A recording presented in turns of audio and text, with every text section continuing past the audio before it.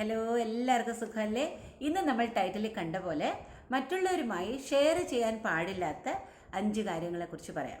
എന്ന് പറഞ്ഞാൽ ഷെയർ ചെയ്യാൻ പാടില്ല എന്ന് വെച്ചാൽ നമ്മൾ അവരുമായിട്ട് ഷെയർ ചെയ്തത് കൊണ്ട് പ്രത്യേക പ്രയോജനമില്ല, ഒരു പക്ഷേ അത് നെഗറ്റീവായി നമ്മളെ അഫക്റ്റ് ചെയ്തെന്നും വരാം. അങ്ങനത്തെ 5 കാര്യങ്ങൾ. അതിലൊന്നാമത്തേതാണ് നമ്മുടെ വിജയരഹസ്യം.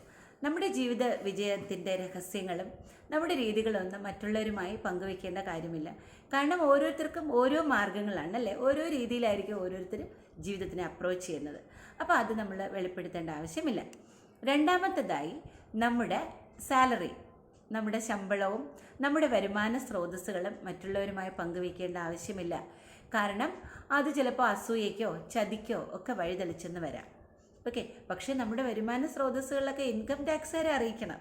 ഓക്കെ, അടുത്ത മൂന്നാമതെന്ന് പറയുന്നത് നമ്മുടെ ലക്ഷ്യങ്ങളും പ്ലാനുകളും നമ്മൾ ആരുമായും ഷെയർ ചെയ്യാൻ പാടില്ല.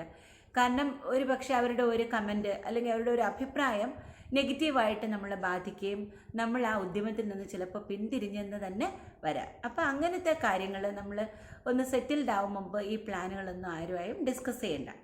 നാലാമത്തേതെന്ന് പറയുന്നത് നമ്മുടെ ഫാമിലി പ്രോബ്ലംസ്. നമ്മൾ കുടുംബത്തിൽ താമസിക്കുന്നവരാണല്ലോ അല്ലേ, അപ്പോൾ ഫാമിലിയിൽ ചിലപ്പോൾ 1, 2, 5, 10 മെമ്പേഴ്സൊക്കെ ഉണ്ടായെന്ന് വരാം. ഓരോരുത്തരും ഓരോ ഇൻഡിവിജ്വൽസാണ്, അവർക്ക് അവരുടേതായ അഭിപ്രായങ്ങളുണ്ടാവും. അതുകൊണ്ട് തന്നെ തർക്കങ്ങളും അഭിപ്രായ വ്യത്യാസങ്ങളും ഭവനങ്ങളിൽ ഉണ്ടാവുക സ്വാഭാവികം.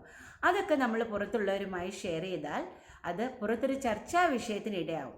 അങ്ങനെ നമ്മൾ തന്നെ നമ്മളെ ഒരു ലാഫിംഗ് സ്റ്റോക്കാക്കി കൊടുക്കേണ്ട ആവശ്യമില്ല. അടുത്ത 5ാമത്തേതെന്ന് പറയുന്നത് വളരെ ഇമ്പോർട്ടൻ്റ് ആണ്. എന്ന് പറഞ്ഞാൽ നമ്മൾ ചെയ്യുന്ന ദാനധർമ്മങ്ങളും നന്മയും സഹായവും ഒന്നും നമ്മൾ മറ്റുള്ളവരുമായി പറയാനും പാടി നടക്കാനും പാടില്ല. ഇത്രയും കാര്യങ്ങൾ ശ്രദ്ധിച്ചാൽ, കാരണം ഇത് നമ്മൾ ഷെയർ ചെയ്തുകൊണ്ട് നമുക്ക് പ്രയോജനമില്ലല്ലോ, പിന്നെ എന്തിനാണ് നമ്മളിത് പറഞ്ഞ് നടക്കുന്നത്? ഓക്കെ, ഇത്രയും കാര്യങ്ങളൊക്കെ സൂക്ഷിച്ചാൽ നമുക്കൊരു മിസ്റ്ററി കീപ്പ് ചെയ്യാനും പറ്റും, നമ്മളെക്കുറിച്ച് ഒരു സസ്പെൻസ് ഒക്കെ നമുക്ക് കീപ്പ് ചെയ്യാനും പറ്റും.